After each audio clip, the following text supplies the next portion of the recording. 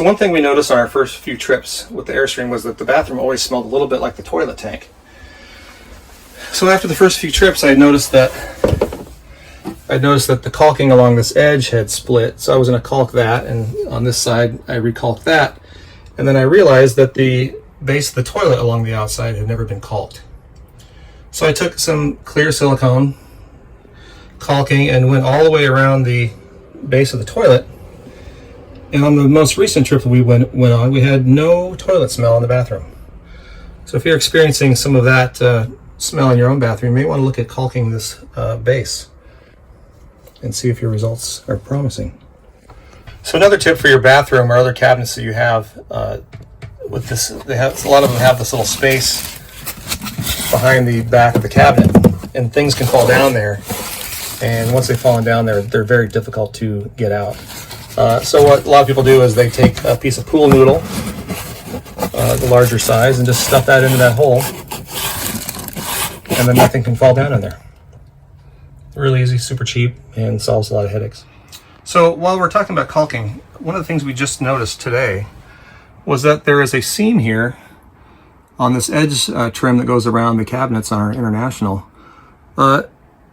It's short, and rather than cutting the piece to the proper length, they just filled it in with some white caulking, and it didn't do a very good job. It's the same over on this one here on our above our sink and our stove.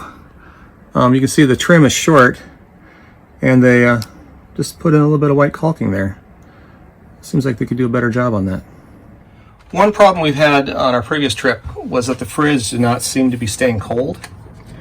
And we had a small thermometer that we had put in different places here, and the fridge was getting up to 50 degrees or even higher, which is kind of problematic when you've got, you know, things that could go bad after a couple days. So what we did to solve the problem is I noticed that the plate up here, even after a few days, was coated in pretty thick ice. So I melted the ice off of it and then restarted the fridge, and it got back down to a reasonable temperature. So what we did now on our most recent trip is we bought a thermometer system like this one. This is not on right now, so the temperatures are still pretty warm. But this allows us to constantly monitor our fridge temperature. And you know, on a setting of 4 on our fridge, it was staying about 39 degrees. When I turned it to 4.5, it got down to 38 degrees, which is absolutely perfect. It stayed there for a couple of days. But then we noticed on our thermometer, watching it, the temperature slowly started coming up into the 40s and eventually hit 50. Again, I turned the fridge off, melted the ice off of the evaporator plate, turned it back on, and the temperature did drop back down again. So I don't know if this is a design problem with the fridge or if that's just a problem with us and too much moisture and constantly opening the door and the ice buildup happening too quickly. But this has allowed us to constantly monitor that temperature without having to open the door and put a thermometer in and close it and check it back and forth. With this, we can just monitor it constantly, and anytime it gets over 40 degrees. The other thing that we thought might be contributing to the problem is we really packed this full, and I don't think we were getting good air distribution around the fridge, so all areas were not staying the same temperature.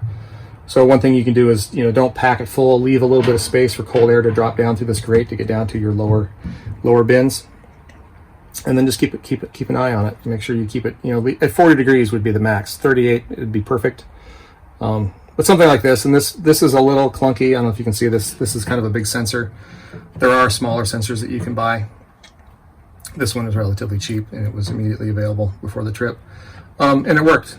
And we were able to monitor the temperature and take action when necessary. So just an idea for you to think about.